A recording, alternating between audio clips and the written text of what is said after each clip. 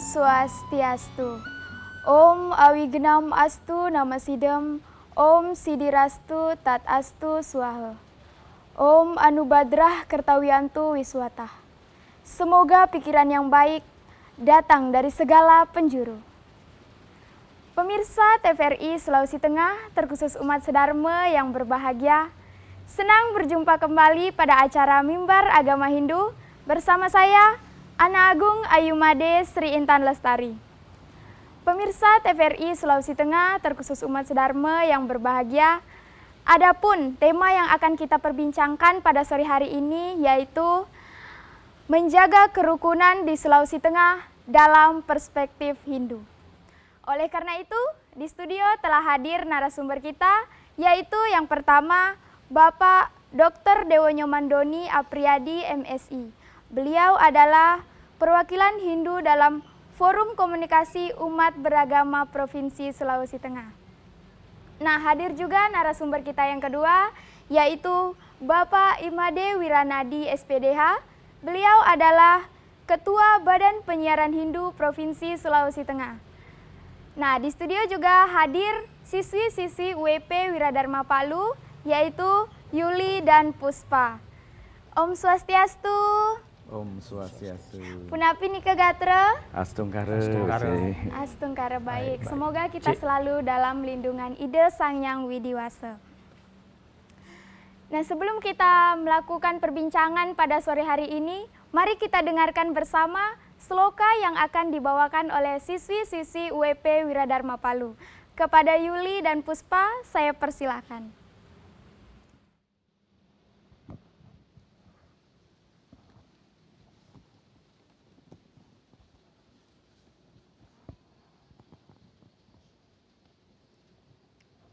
Bhagavad Gita, Adhyaya 4, Sloka 11.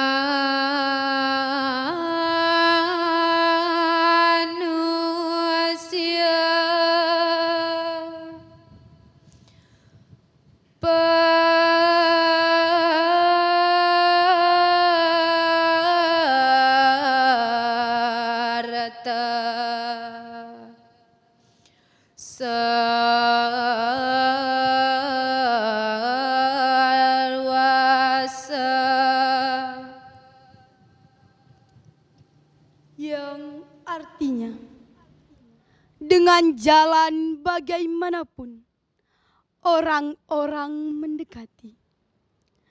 Dengan jalan yang sama itu juga aku memenuhi keinginan mereka. Melalui banyak jalan, manusia mengikuti jalanku. oh Parta.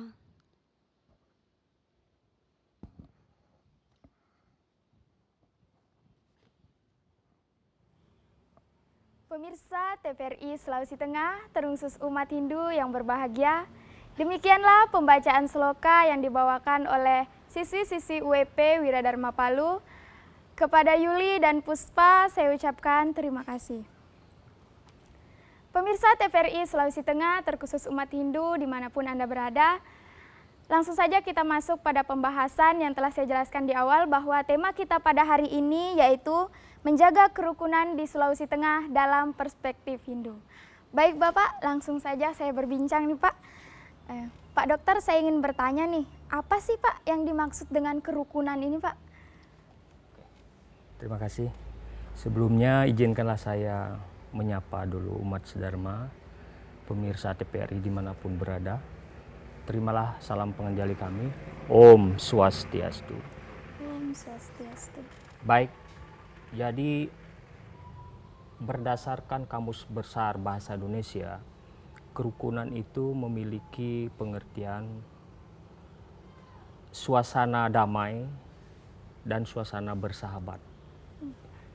Jadi pengertian yang lebih luas, kerukunan itu memiliki pengertian suatu keadaan di mana komunitas secara bersama-sama merasakan keadaan yang damai, bersahabat atas dasar kasih, rasa persaudaraan dan persahabatan. Kurang lebih seperti itu. Ya baik Pak, kalau menurut pandangan Hindu, bagaimana Pak pengertian kerukunan ini Pak? Dalam perspektif Hindu, itu kita mengenal ajaran Trihitakarana. Jadi dalam ajaran Trihitakarana itu setiap manusia dalam mencapai sebuah kebahagiaan harus dia menciptakan suasana harmonis, suasana rukun dan suasana damai.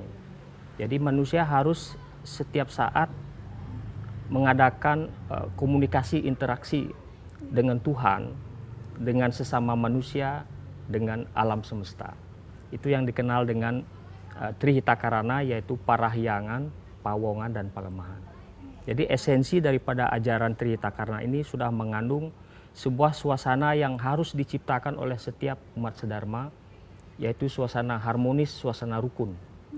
Rukun terhadap ide Sang Yang Widi Wasa, Tuhan Maha Pencipta, sesama manusia, dan alam semesta. Terima kasih. Oke. Nah selanjutnya nih Pak, apa sih faktor-faktor yang mempengaruhi kerukunan di Sulawesi Tengah ini Pak? Ya, jadi ada beberapa faktor yang menyebabkan situasi tidak rukun atau suasana konflik yang selama ini mungkin bukan hanya di Sulawesi Tengah tapi di seluruh Indonesia juga situasi seperti ini sering terjadi. Faktor pertama yaitu selalu mempermasalahkan perbedaan yang menjadi penyebab karena berbeda itu akan sering menjadi sebuah konflik. Kemudian yang kedua, adanya rasa tidak percaya dan rasa saling curiga.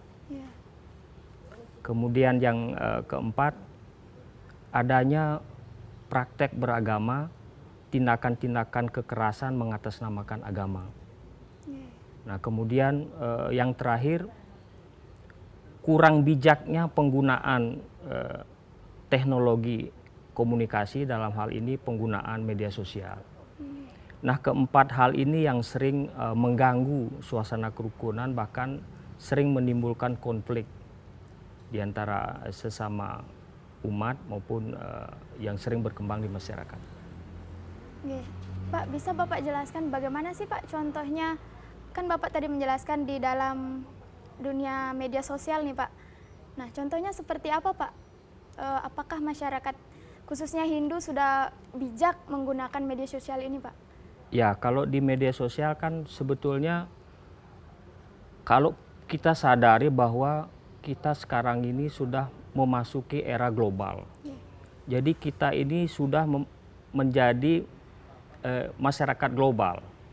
Artinya dengan perkembangan teknologi, khususnya teknologi informasi, itu sekat jarak di antara kita itu sudah sangat dekat sekali.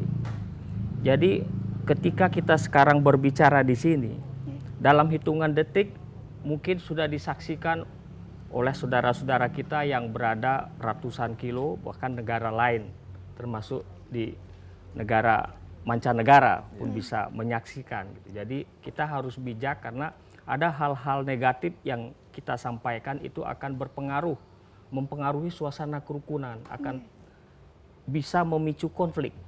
Gitu. Jadi kalau kita bijak menggunakan media sosial, itu bisa menciptakan suasana kerukunan. Oke. Terima kasih Pak. Nah selanjutnya saya mau bertanya pada Pak Made nih Pak Made. Siap. Nah Pak, menurut pandangan Kitab Suci Weda, bagaimana nih Pak mengenai kerukunan umat beragama? Iya. Terima kasih Ayu, pemirsa TPRI Sulawesi Tengah, khususnya umat Hindu yang berbahagia. Om Swastiastu, mudah-mudahan kita semua ada dalam lindungan Tuhan yang Maha Kuasa. Saya tadi tergelitik dengan pertanyaan Ayu tentang bagaimana pandangan Kitab Suci Weda terhadap kerukunan. Nah, sebelum saya sampai di sana untuk menjelaskan tentang pandangan Kitab Suci kita terhadap kerukunan, saya ingin menyampaikan terlebih dahulu bahwa di alam semesta ini memang perbedaan itu sebuah keniscayaan. Pertanyaan yang paling mendasar sesungguhnya yang perlu kita renungkan pada sore hari ini adalah kenapa kita berbeda?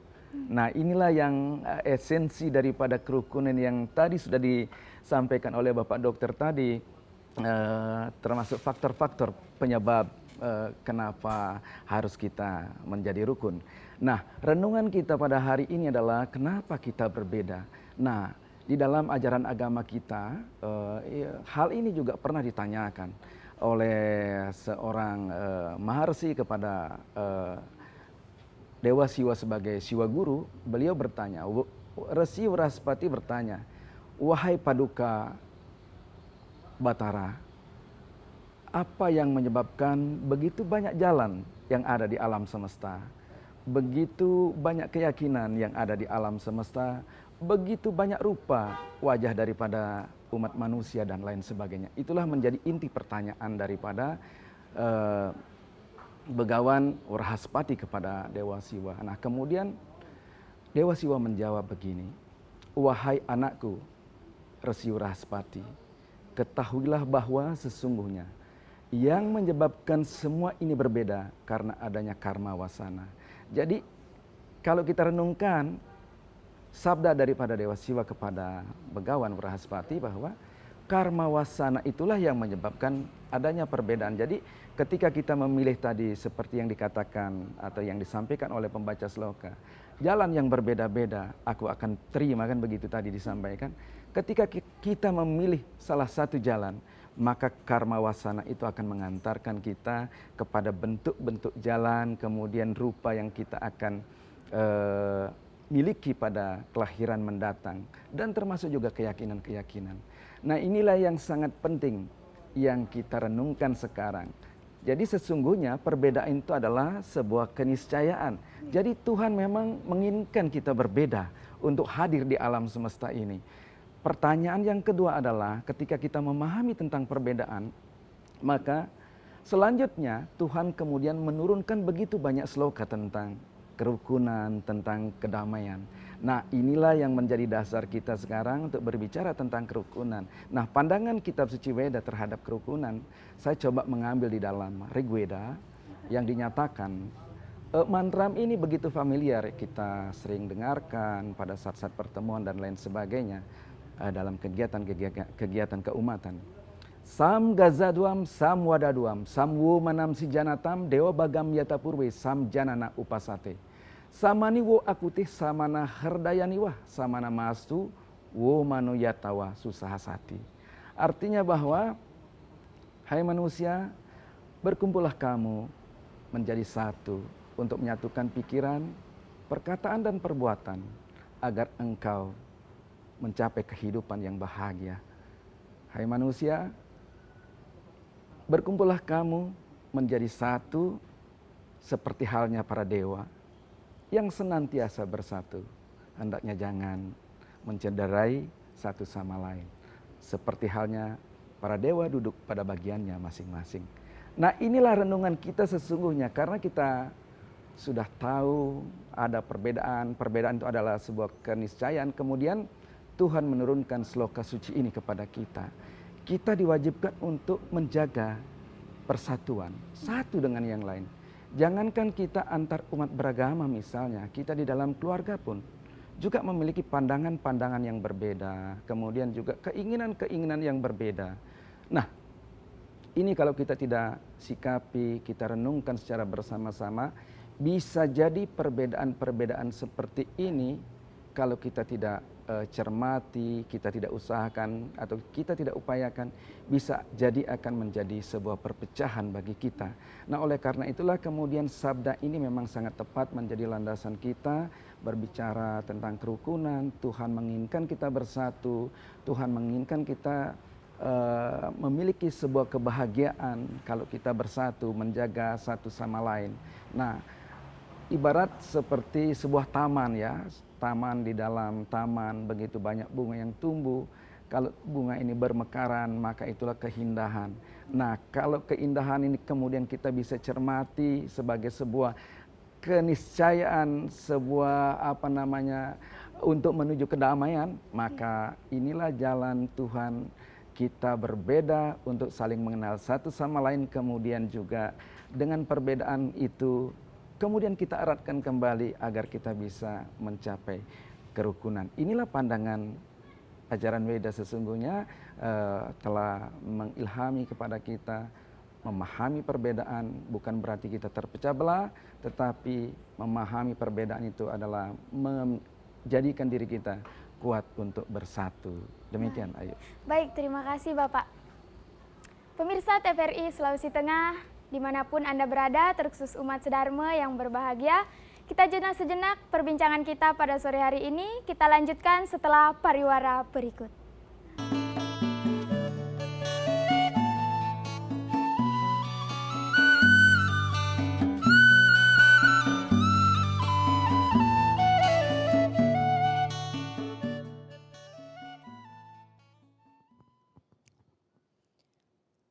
Bhagavad Gita, Adhyaya 12, Sloka 13.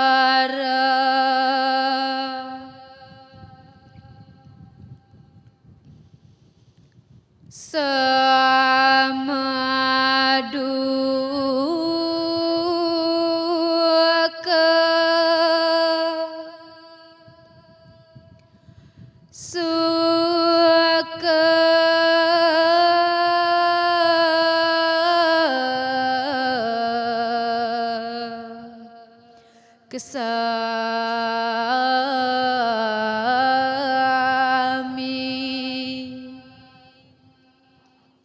yang artinya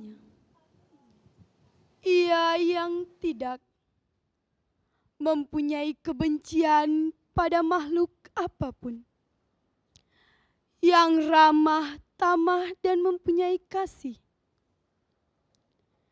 bebas dari kekuatan, sama dalam suka duka dan sabar.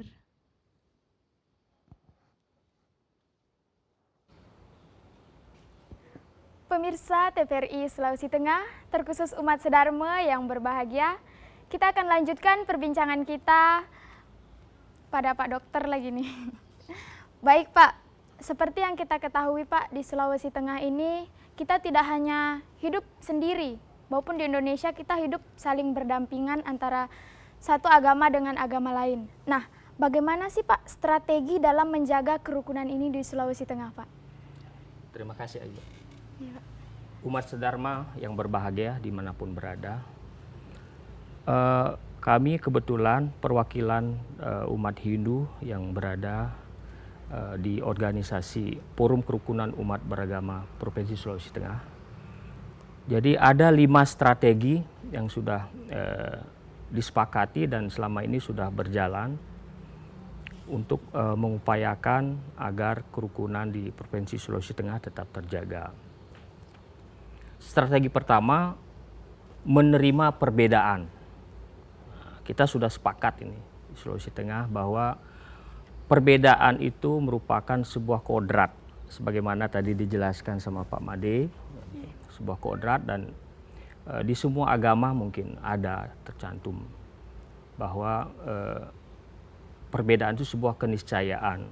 Bahkan kalau kita bisa menerima perbedaan itu, bisa dijadikan sebuah potensi, sebuah kekuatan bangsa untuk lebih membuat kita semakin kuat, semakin bersatu. Nah, dalam perspektif Hindu tadi sudah dijelaskan, ada dalam kitab Suci Weda, bahkan secara historis abad ke-14 itu sebuah karya agung daripada Empu Tantular, mahakarya dalam buku kitab Sutta Soma, disebutkan di situ Bineka Tunggal Ika, Bina Eka Tunggal Ika. Pada saat itu memang sudah terjadi sebuah perbedaan dalam keyakinan, sehingga oleh leluhur kita zaman itu sudah ditetapkan bahwa perbedaan itu harus dianggap sebagai sebuah keniscayaan. Bahkan pada zaman itu ada 2 agama besar, agama Siwa dan Buddha, bisa hidup berdampingan. Dan sampai sekarang kita bisa lihat dalam bukti sejarah budaya itu Candi Borobudur dan Candi Prambanan. Bahkan ada keyakinan yang bersinkritisme, jadi berakulturasi, digabungkan, ada ajaran Siwa Buddha. Itu menunjukkan bahwa bentuk toleransi dan kerukunan yang sangat tinggi pada saat itu, sehingga sampai sekarang pun perbedaan itu sudah bisa kita terima di Indonesia, bahkan di Sulawesi Tengah menjadi satu strategi untuk menjadikan kita senantiasa bisa tetap rukun. Nah, strategi kedua, mengedepankan persamaan. Jadi walaupun Tuhan menciptakan kita berbeda, pasti ada hal yang sama di balik perbedaan tersebut. Nah, selama ini konflik terjadi karena kita selalu mencari perbedaan, selalu mempermasalahkan perbedaan. Kenapa sih perbedaan itu kita terima dan kita kedepankan persamaan? Banyak hal-hal yang sama yang mungkin kita sesama umat beragama. Jadi selama saya mengikuti kegiatan Forum Kerukunan Umat Beragama bersama-sama teman-teman dari perwakilan agama masing-masing, ya ada 6 agama besar, kita selalu berdialog. Ternyata banyak hal yang sama gitu, yang mungkin bisa kita tonjolkan gitu. Ambil contoh dari salam saja. Kalau kita punya salam Om Swastiastu, itu artinya itu semoga kita dalam keadaan baik dan selamat. Jadi kalau orang mengucapkan salam Om Swastiastu, berarti orang itu mendoakan kita supaya selamat. Nah, coba kita lihat atau kita cermati salam dari agama sahabat, salam dari agama Islam, Assalamualaikum. Nah, itu mungkin mengandung pengertian yang sama gitu. Jadi ada pengertian semoga selamat dan semoga mendapat berkat, kurang lebih ya. Nah, ketika kita sudah mengetahui bahwa ada hal yang sama, itu secara otomatis ada perasaan-perasaan senang dan bisa kita gampang menerima. Jadi perbedaan itu bisa diminimalisir dengan adanya persamaan.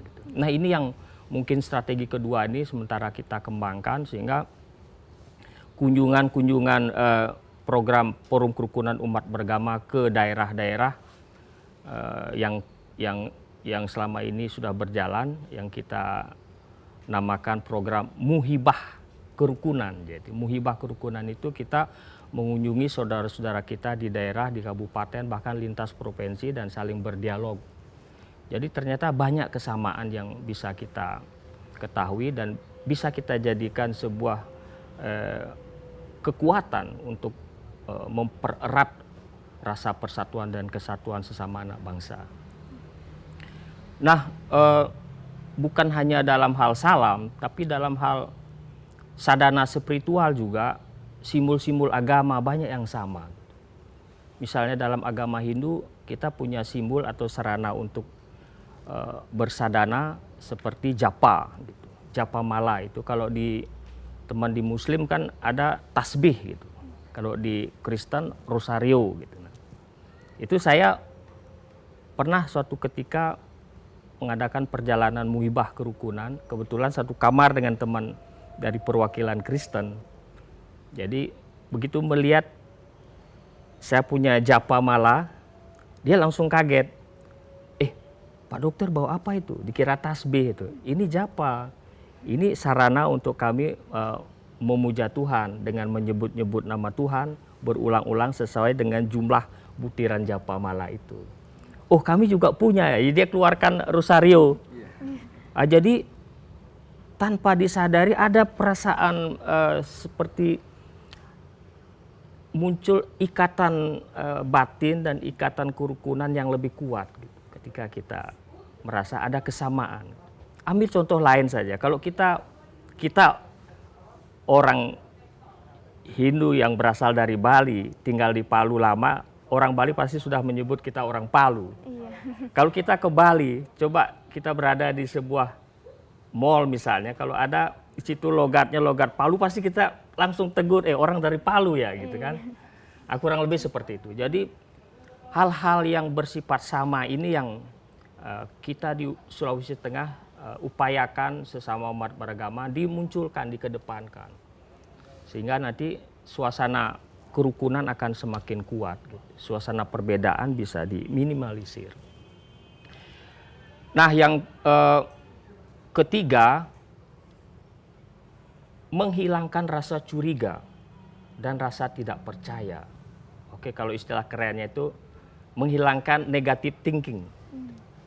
Sebab konflik yang terjadi yang selama ini diprovokasi oleh oknum-oknum tertentu yang menginginkan terjadinya sebuah keributan, biasanya yang gampang diprovokasi adalah orang-orang yang memiliki sifat yang gampang curiga, gitu.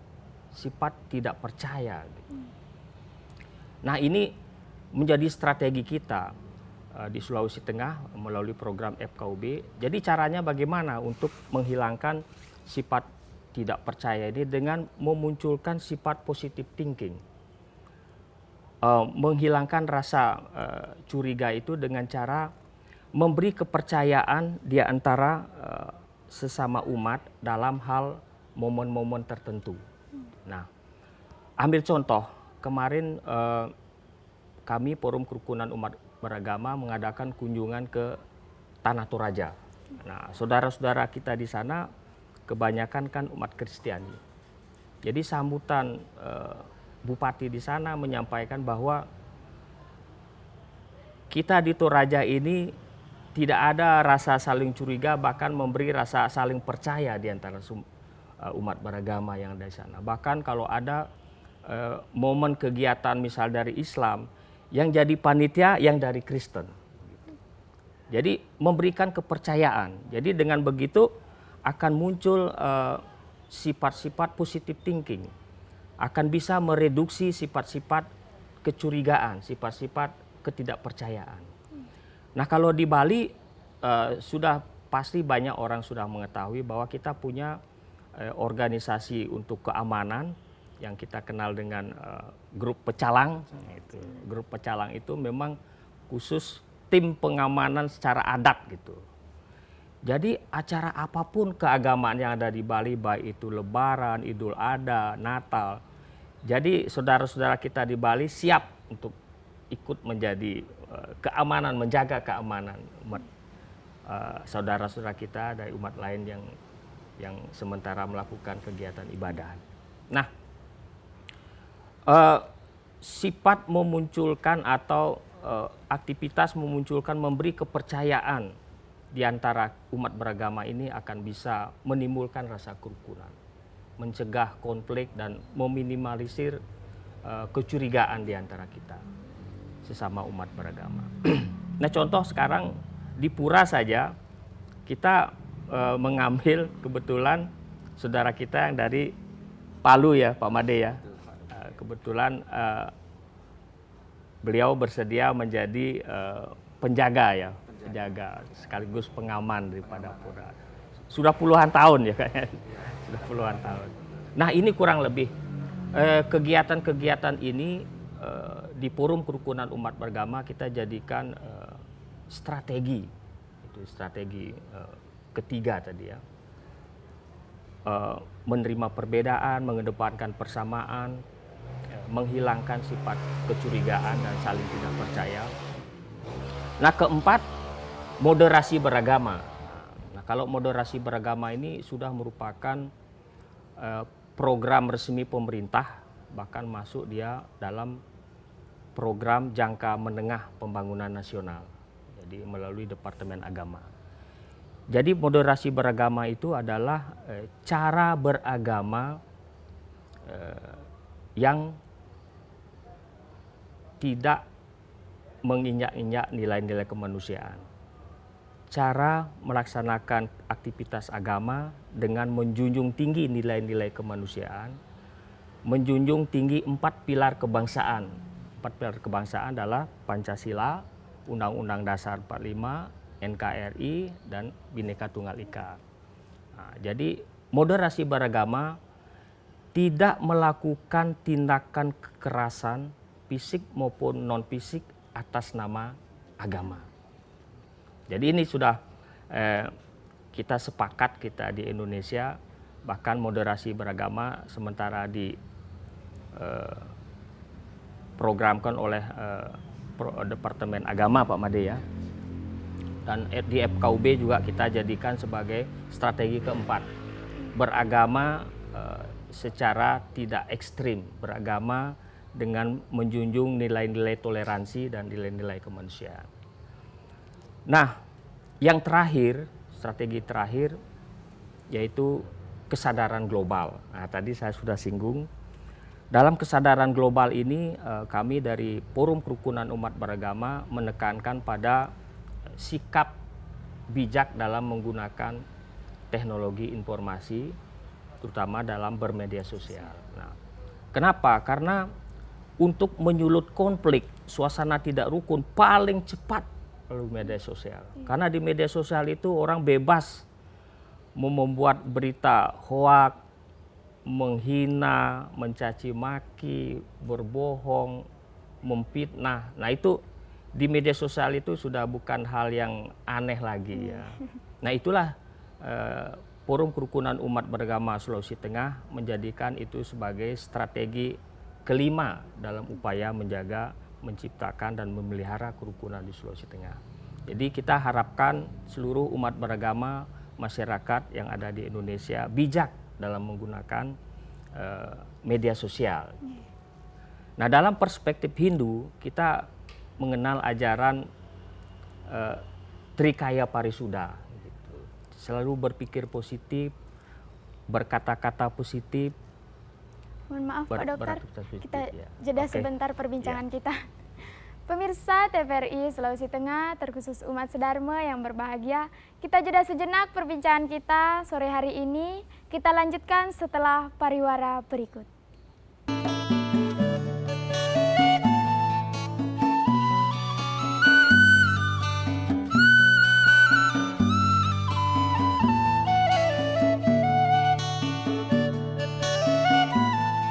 TVRI Sulawesi Tengah, terkhusus umat Sedharma yang berbahagia, kita lanjutkan kembali perbincangan kita mengenai selanjutnya Pak Made.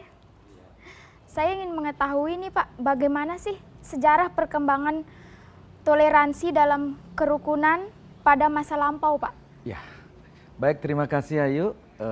Pak Dokter, saya mohon izin untuk bisa menjelaskan sedikit tentang sejarah.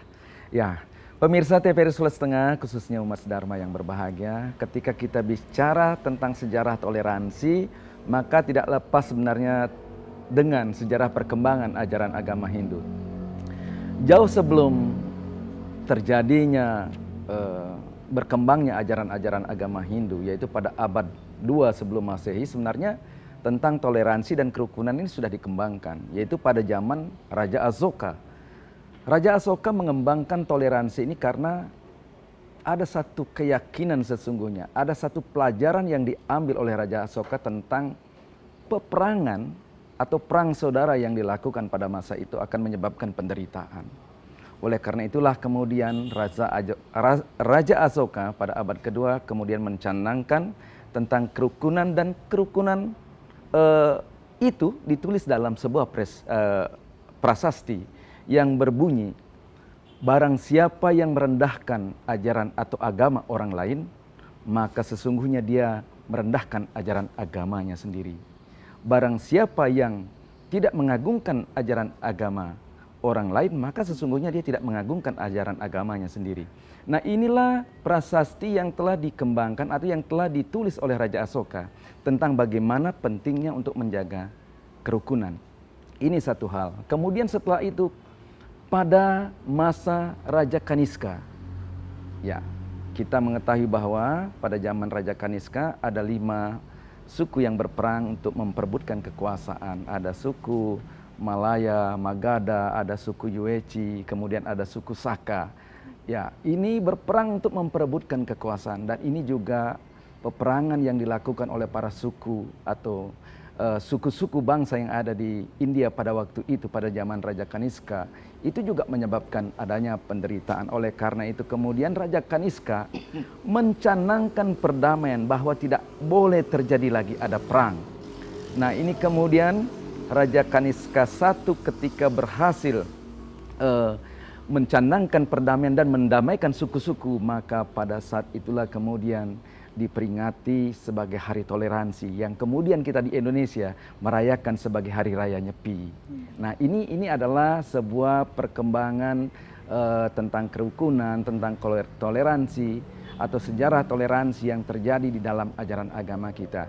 Nah, kita juga kemudian kalau kita tarik lagi ke Indonesia, tadi sudah dijelaskan oleh Bapak Dokter tentang Bhinneka Tunggal Ika. Nah, ini Bhinneka Tunggal Ika ini juga mengambil daripada referensi daripada kitab-kitab suci kita. Ada kitab Stasoma yang menjadi dasar daripada Bhinneka Tunggal Ika. Bina Ike Tunggal Ike Tanhana Dharma Mangrul. Jadi berbeda-beda itu sebuah keniscayaan, ya, tetapi tidak ada kebenaran yang mendua, kan begitu artinya. Nah, oleh karena itulah ini adalah sebuah keyakinan yang ada di dalam kitab suci kita, bahwa pada hakikatnya memang perbedaan itu adalah sebuah keniscayaan yang harus kita satukan, kita rajut kembali untuk mencapai sebuah kerukunan. Nah, ini yang terjadi di Indonesia, dan kita juga sebagai umat Hindu dari etnis Bali, kita mengenal namanya Wasudewa Kutumbakam. Kita semua makhluk itu adalah bersaudara. Ini sudah dikembangkan oleh para leluhur kita. Kemudian juga ada satu idiom di masyarakat kita yang berbunyi selunglung sebayantake misalnya. Ini adalah bagaimana kita di dalam kehidupan kita sehari-hari ini adalah bagaimana kita mampu berat sama dipikul, ya, kemudian ringan sama dijinjing, saling menghargai satu sama lain.